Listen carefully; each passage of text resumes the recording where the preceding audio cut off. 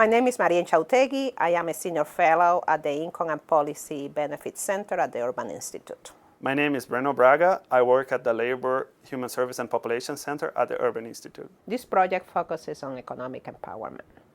We are looking at indicators of economic empowerment of wages and employment.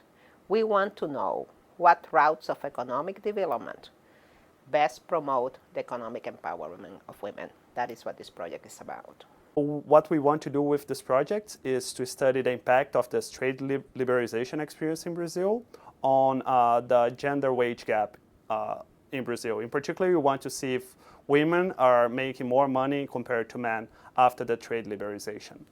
In addition to wages, we also want to look to labor force participation. We want to know if women are more likely to be employed compared to men after this experience that we had. And we imagine that as the Brazilian industry faces higher competition in the world, there is less space for discrimination in the labor market. This study is important because more and more countries have realized that they cannot build a strong economic model and strong progress in their countries if they exclude 50% of the population. So only bringing women into the economic models that they are building and into the policies, they can move forward to actually deliver on economic growth to the total population.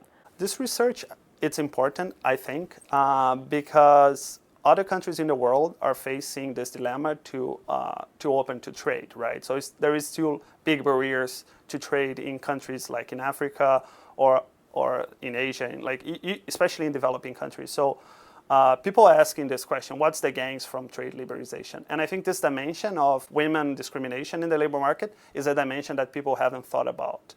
The success of this study will be judged by how it can influence policy at many levels, not only at the high level of policy making in the congresses of these countries, but also at the ground, how programs are designed to promote the wages and employment of women.